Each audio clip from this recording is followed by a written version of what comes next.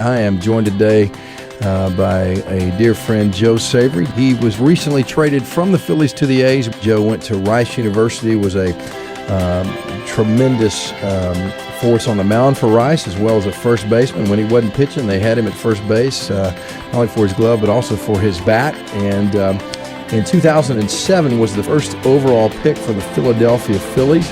I've had the chance to be his pastor since he was about 12 years of age, and we go back a ways. Joe, welcome to Vision for Life Radio, where faith and sports collide.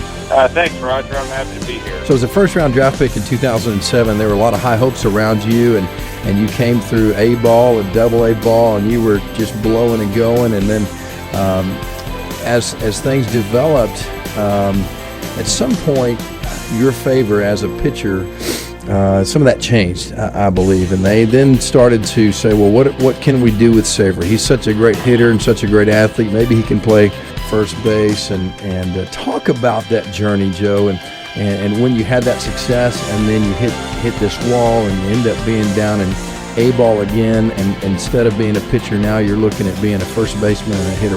What are some of the things you learned about yourself, about your faith, about the organization, baseball itself? What are some of the things you learned through that process and season?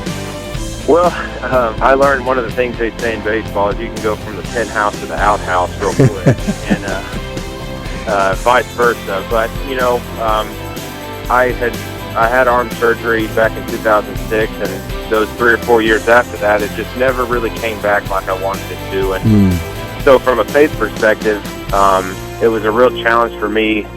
The first time in my life, not being, the best at what I did, and having to deal with real failure, not just a bad game or two, but just not being able to physically do what I was able to do in the past. And that was a real challenge because, at a young age, you don't really see, you only see things moving forward, not backwards. And right. So it was a real challenge for me as a person, deciding, how does God want me to handle this? How am I going to handle my teammates, handle the media, handle my family, the expectations of where I was drafted?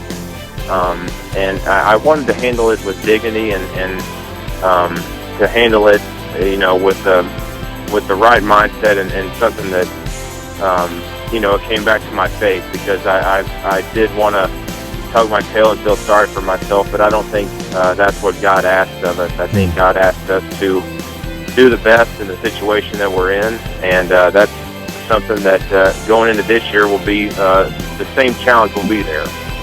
Yeah. And we probably face that challenge every day. We don't always realize it, but we have no idea what this day holds that's in front of us, what tomorrow holds. And having gone through those struggles, certainly responding through those has got to make you stronger for the struggles that lie ahead that you don't even know about, right? Exactly. It's